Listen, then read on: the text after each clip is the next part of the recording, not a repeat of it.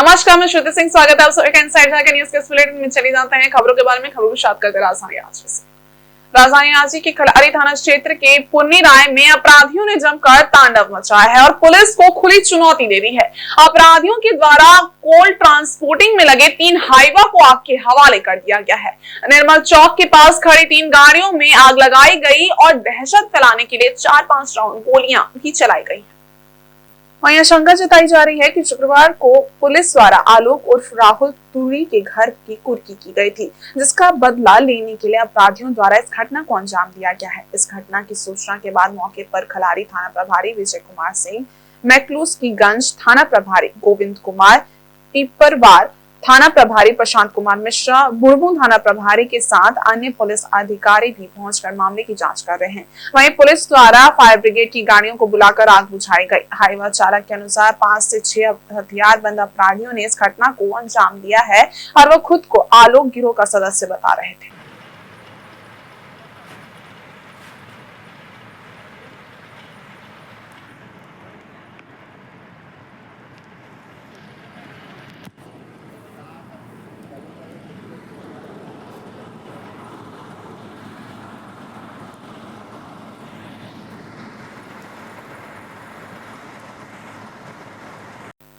झारखंड के डीजीपी अनुराग गुप्ता ने कहा है कि आने वाले 3 महीनों में झारखंड से नक्सलवाद पूरी तरह से खत्म हो जाएगा। नक्सलवाद के खात्मे के लिए पुलिस और सीआरपीएफ के वरीय पदाधिकारियों के साथ बैठक कर रणनीति तैयार की जा रही है। डीजीपी ने ये बात चाईबासा में हुई एक विशेष बैठक के बाद कही है। दरअसल वामपंथी उग्रवाद इलाकों की स्थिति और नक्सल विरोधी अभियान की समीक्षा को लेकर पश्चिमी सिंहभूम जिला मुख्यालय चाईबासा में झारखंड के डीजीपी अनुराग गुप्ता ने एक अहम बैठक शनिवार को की। इस बैठक में सीआरपीएफ डीजी अनीश दयाल सिंह भी मौजूद थे। बैठक के दौरान पश्चिम सिंहभूम जिले से नक्सलवाद को खत्म करने पर विशेष मंथन पुलिस पदाधिकारियों ने किया। इस दौरान बैठक में नक्सलियों के खिलाफ नक्सल विरोधी अभियान को और तेज करने पर एक विशेष गुप्त रणनीति बनाई गई है। मालूम रहे कि पूरे झारखंड में अब पश्चिम सिंहभूम जिला ही एकमात्र जिला बच गया है जहां 5% नक्सलवाद की समस्या बच गई है। डीजीपी अनुराग गुप्ता ने अपने पिछले दौरे में इस बात की तस्दीक कर दी थी।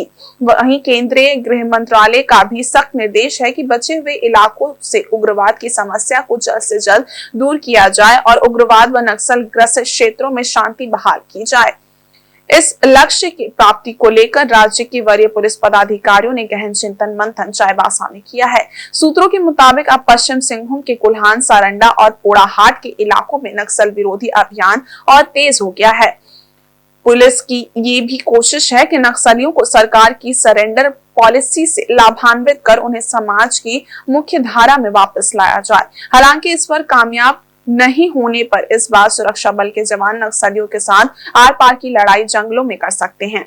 मालूम रहे कि पश्चिम सिंहभूम के ही जंगलों में नक्सलियों के बड़े नेता छुपे बैठे हैं। पुलिस की कोशिश है कि इस नक्सली नेता को खत्म कर नक्सलवाद की जड़ को झारखंड और पश्चिम सिंहभूम से खत्म कर दिया जाए। इस महीने के अंदर डीजीपी के चाईबासा में दूसरी बैठक है। बैठक में सीआरपीएफ आईजी साकेत सिंह और आईजी ऑपरेशन एवी होमकर के साथ पुलिस और सीआरपीएफ के राज्य स्तर के कई वरीय अधिकारी और विभिन्न जिलों के एसपी मौजूद रहे।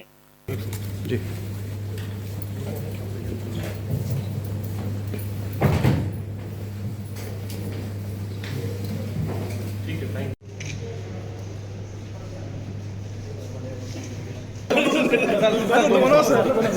सर थोड़ा बोल गया सर। आज की जो बैठक हुई है समीक्षा बैठक, थैंक यू सर।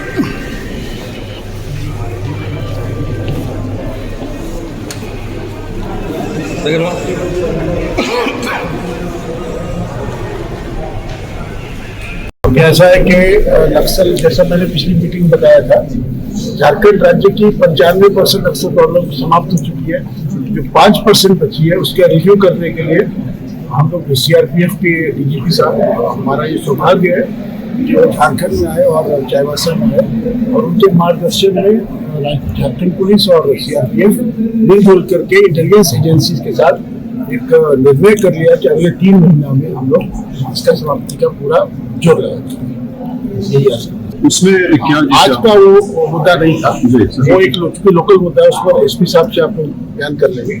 लेकिन पूरे राज्य का हम लोगों ने आज एक विश्लेषण किया जिसमें सिर्फ चाईबासा ही नहीं आज की मीटिंग में बोकारो के एसपी, गिरिडीह के एसपी, आपके सरायकेला के एसपी, खूंटी के एसपी, वहाँ के आईजी, वहाँ के डीआईजी, हमारे स्पेशल ब्रांच के ऑफिसर्स, हमारे आईबी के अफसर्स, हमारे सीआरपी के अधिकारी, सभी लोग सम्मिलित थे और पूरे राज्य के सभी बिंदुओं पर चर्चा हुई है और एक रणनीति बनाई जाएगी हम लोग के द्वारा कि आगे अगले 3 महीने का टारगेट हम लोग को सीआरपी डीजी ने दिया है और हम लोग का प्रयास रहेगा 3 महीने में हम लोग चाईबासा को बचा सकें। रांची के परिसदन में कांग्रेस विधायक दल की बैठक आयोजित की गई। इस बैठक में मुख्य रूप से कांग्रेस प्रदेश प्रभारी गुलाम अहमद मीर की उपस्थिति रही। साथ ही कांग्रेस प्रदेश अध्यक्ष केशव महतो कमलेश भी बैठक में उपस्थित रहे। मुख्य रूप से इस पूर्व निर्धारित बैठक का उद्देश्य नवनियुक्त कांग्रेस विधायकों से आभार के साथ आपसी समन्वय स्थापित करना रहा। बैठक के उपरांत कांग्रेस प्रदेश प्रभारी ने कहा कि कांग्रेस विधायक दल की बैठक महीने में एक बार की जाएगी, जिससे पहली बार बनकर आए विधायकों को पुराने विधायकों एवं मंत्रियों से तजुर्बा हासिल होगा।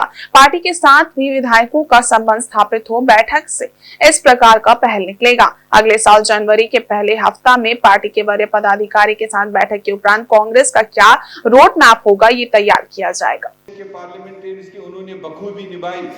उसी बेलगांव में एक्सटेंडेड वर्किंग कमेटी साथ देगा। ठीक है, मैं में ही देख लूं या देश के अन्य भागों में देख लूं, जरा सा किसी के ऊपर उंगली भी उठती है, कोई एक पत्रकार भी अगर किसी व्यक्ति को लेकर, किसी इंस्टीट्यूशन को लेकर कोई सवाल खड़ा करता है तो फटाफट दूसरे दिन ईडी, सीबीआई और दूसरे एजेंसीज आती है और उसको सो मोटो लेते हैं और उनको कहां से कहां ले जाते हैं वो भी आपके सामने। और जब एक इंटरनेशनल एजेंसी किसी एक इंस्टीट्यूशन, किसी एक व्यक्ति के लिए इतनी स्ट्रॉन्ग रिपोर्टिंग सामने लाता है और उसमें हमारी देश की इन्वॉल्वमेंट है, हमारे देश की कानून व्यवस्था को कोई भी सिटीजन कानून से बालातर नहीं, उससे ऊपर नहीं, तो उस चीज़ को डिबेट करने के लिए या उस मांग को पूरा न करने के लिए कितने सारे रास्ते भारतीय जनता पार्टी और आज की दिल्ली वाली सरकार ने गए और उसको कवर अप करते करते कैसे अडानी इशू से हम बचे और होम मिनिस्टर अपना कंट्रोल खो बैठे, मैं यही कह सकता हूं। और प्रयागराज महाकुंभ को लेकर शासन स्तर पर जो तैयारी है वो काफी जोरों शोरों पर चल रही है। देश भर से आने वाले श्रद्धालुओं की सुरक्षा में किसी भी तरह की कोई चूक ना हो, इसको लेकर सुरक्षा के नजरिए से भी काफी पुख्ता इंतजाम किए जा रहे हैं। प्रयागराज महाकुंभ को लेकर चक्रधरपुर रेल मंडल के राउरकेला आरपीएफ ने भी अपनी तैयारी पूरी कर ली है। अब कोई भी संदिग्ध राउरकेला आरपीएफ के जिग्गी से बच नहीं पाएगा। जिग्गी की पैनी नजर हर गतिविधि पर रहेगी।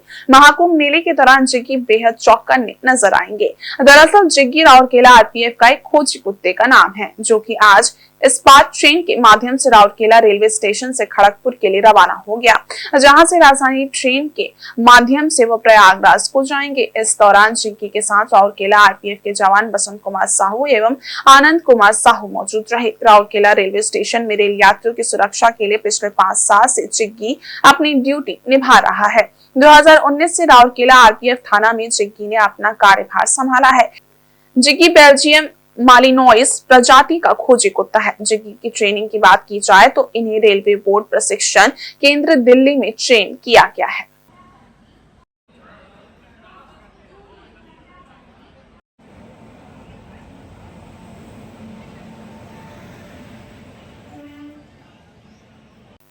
इधर झारखंड राज्य खादी एवं ग्रामोद्योग बोर्ड और झारखंड राज्य लाइवलीहुड प्रमोशन सोसाइटी के संयुक्त तत्वावधान में आयोजित राष्ट्रीय खादी एवं सरस महोत्सव 2024-25 के दूसरे दिन शनिवार को लोकगीत गायिका रंजना रॉय ने अपनी मधुर गीतों से लोगों को खूब जमाया।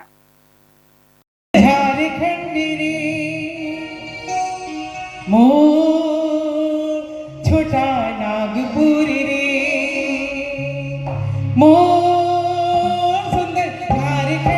रंजना राय ने बताया कि उन्होंने देश भर में कई जगह अपनी प्रस्तुतियां दी हैं। झारखंड की राजधानी रांची में आयोजित खादी मेला में वो चौथी बार शामिल हो रही हैं। उन्होंने कहा कि झारखंड में भोजपुरी और खोटा दोनों लोकगीत के बराबर जाने वाले हैं। उन्होंने कहा कि अयोध्या में रामलला मंदिर के उद्घाटन समारोह में शामिल होना उनका सौभाग्य रहा है।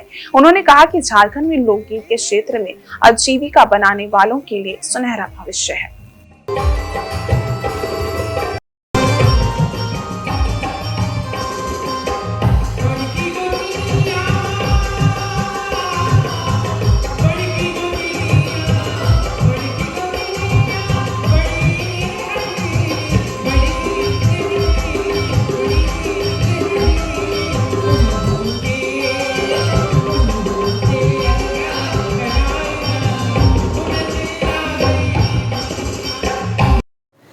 मैं लोक गायिका रंजना राय आज खादी मेला में उपस्थित सभी को मैं प्रणाम करती हूँ।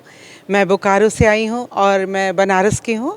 बनारस से BHU से संगीत सीखे हैं और रेडियो आर्टिस्ट और बनारस से हूँ। दूरदर्शन रांची, बनारस, लखनऊ, दिल्ली और पटना सभी जगह से मैं प्रोग्राम करती हूँ। और यूपी, बिहार, झारखंड सभी जगह के जितने भी पर्यटन विभाग के प्रोग्राम होते हैं, कला संस्कृति विभाग, सभी जगह से मैं प्रोग्राम करती हूँ। और अयोध्या में प्राण प्रतिष्ठा में भी गई थी, वहाँ मेरा 2 दिन प्रोग्राम था। उसके बाद भी 6-7 बार अयोध्या में गई थी। अभी नवंबर में भी गई थी, सावन झूला सावन में, तो दीपोत्सव में गई थी। तो सभी जगह मैं प्रोग्राम करती हूँ। और यहाँ आ जाकर के खादी मेला में बहुत अच्छा लगा। बहुत सुंदर सजावट, बहुत सुंदर सुंदर खादी के वस्त्र और आभूषण, हर तरह के यहाँ मेला में बहुत तरह तरह की चीज़ें उपस्थित हैं। और बहुत लोग, भीड़ भी है, बहुत लोग ले रहे हैं, घूम रहे हैं और गाने का आनंद भी उठा रहे हैं। मुझे भी बहुत अच्छा लगा आज खादी मेला में आकर के। और 3-4 बार मैं खादी मेला में आ चुकी हूँ, बहुत अच्छा लगा। जमशेदपुर के परसुटी थाना अंतर्गत कीताड़ी निवासी दुर्जेन सिंह के घर में बीती रात चोरों ने लाखों की गहने और नकदी की चोरी कर ली। घटना देर रात 9:30 से 10:30 के बीच की बताई जा रही है। बताया जा रहा है कि परिवार के सभी सदस्य कीताड़ी दुर्गा पूजा मैदान में गुरु तेग बहादुर के शहीदी दिवस कार्यक्रम में गए हुए थे। लौटने पर देखा घर का दरवाजा बाहर से बंद है, मगर ताला खोलने पर ताला खुला नहीं। ताला तोड़कर अंदर प्रवेश करने पर देखा घर का सारा सामान बिखरा पड़ा है। गोदरेज का ताला टूटा हुआ है और उसमें रखे सारे गहने और करीब 35,000 नकदी गायब है। परिवार के लोगों ने इसके पीछे किसी जानकार के हाथ होने की आशंका जताई है। फिलहाल पुलिस को सूचना दे दी गई है। पुलिस मामले की जांच कर रही है।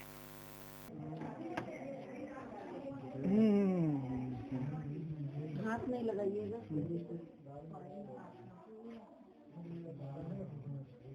अलमारी सब कपड़ा सब निकाल लिया और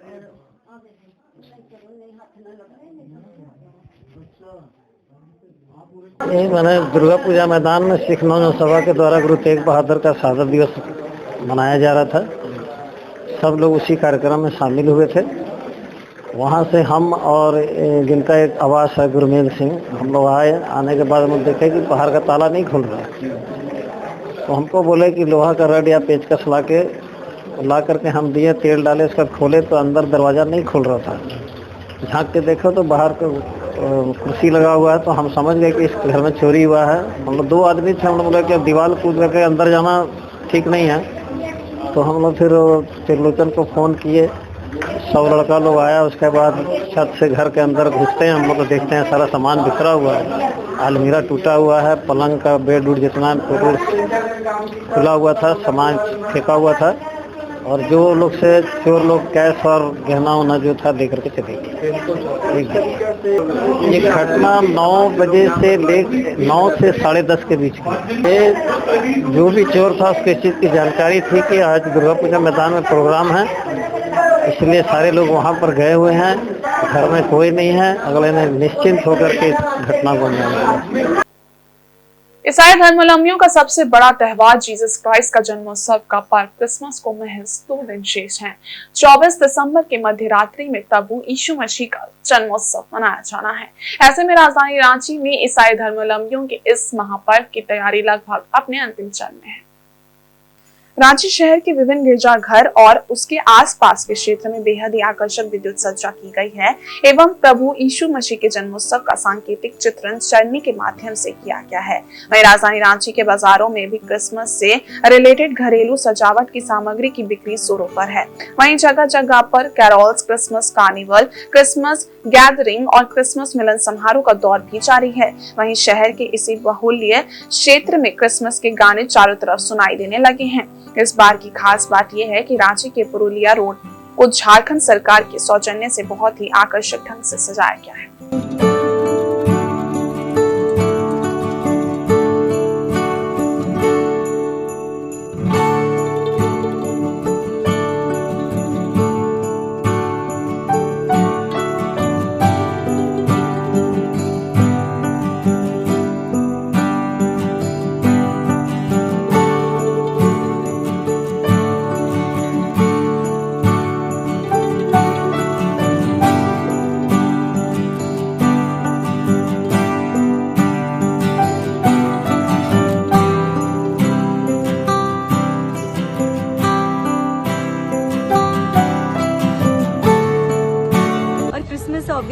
विंटर है तो क्रिसमस तो बेस्ट फेस्टिवल ही है रांची का।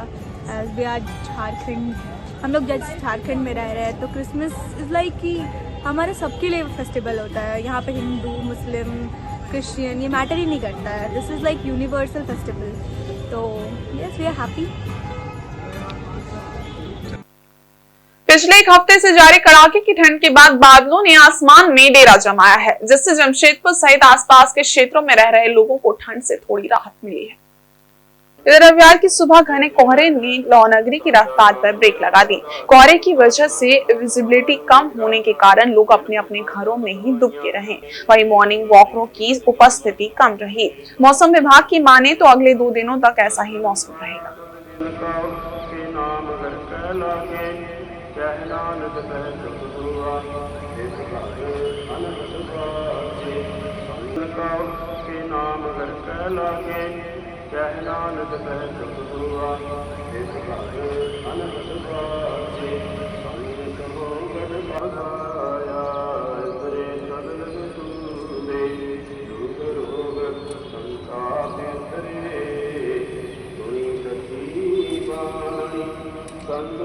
आज जमशेदपुर में पहली बार इतनी कुहासा सुबह से ही लगी हुई है और ठंड का भी आभूति काफ़ी ज़्यादा हो रहा है, जिसके कारण लोगों को भी आने जाने में काफ़ी दिक्कतें हो रही हैं। और जिस तरह से ठंड का आज रूप देखने को मिल रहा है, ये काफ़ी आनंदपूर्वक भी है। और जैसा कि कुहासे से आप देख रहे, बड़ी वाहनें हैं, छोटी हैं, उन लोगों को दूरदृष्टि दिखाई क्लियर नहीं हो पाता है। इसके कारण वाहनों को चलाने में थोड़ी दिक्कत आती है कुहासे से।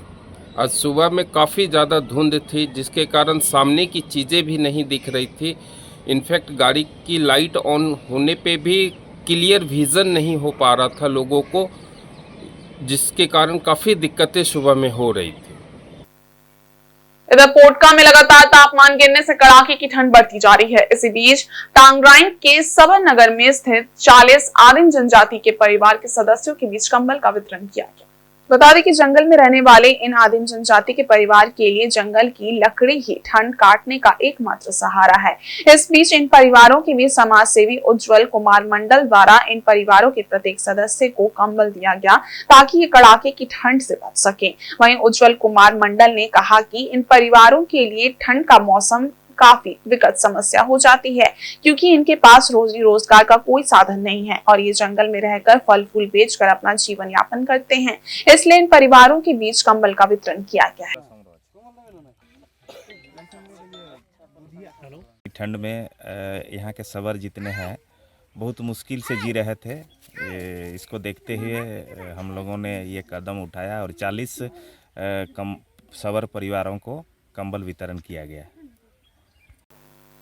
वहीं मुसामनी के संत जोसेफ कॉन्वेंट हाई स्कूल में शनिवार शाम को एनुअल डे का आयोजन किया गया। मुख्य अतिथि HCL के पूर्व GM समीर कुमार झा ने दीप प्रज्वलित कर कार्यक्रम का उद्घाटन किया। इस मौके पर विद्यार्थियों ने नृत्य, संगीत तथा नाटक आकर्षक ढंग से प्रस्तुत किया। कार्यक्रम के दौरान मुख्य अतिथि द्वारा मेधावी छात्र छात्राओं को सम्मानित किया गया।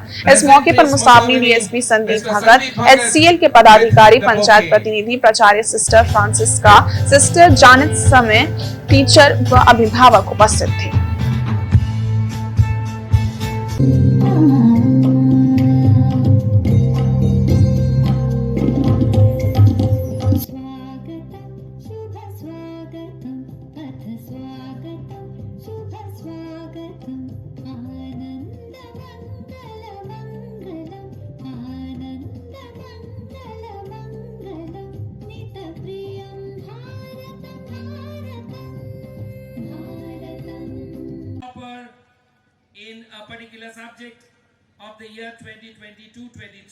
ये बोरिंग होता है, इसलिए इस बार सारा चीज़ नृत्य नाटिका से प्रस्तुत किया। जैसा गाछ का कटाई से क्या प्रदूषण होता है, साथ में बच्चों पर मोबाइल का कैसा असर पड़ा है, मोबाइल के पहले स्मार्टफोन आने का पहले कैसा स्थिति था और स्मार्टफोन आने के बाद कैसे स्थिति है, और टीचर्स का बच्चों का साथ कैसे रिएक्शन है, आजकल का बच्चों को किस तरह से हम लोग मुश्किल सामना करना पड़ता है, लेकिन बहुत ही नाटक के रूप में इसको हम लोग दर्शाने की कोशिश किए हैं।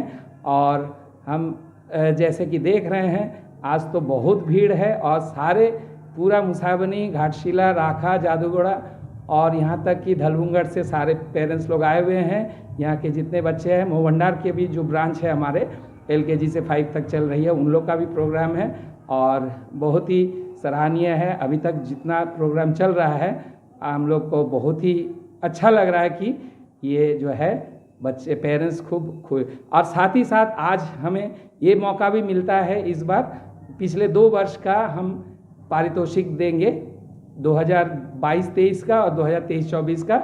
जो भी छात्र छात्राएं हमारे टॉपर्स रह चुके हैं ICSE और ISC यानी क्लास 10 और क्लास 12 का बोर्ड एग्जाम का, उन लोगों को भी आज अवार्ड दिया जा रहा है। और इस बुलेटिन में बस इतना ही। ब्रेक के इस बारे कुछ और खास खबरें, तब तक के लिए देखते रहिए इनसाइड झारखंड न्यूज़। धन्यवाद।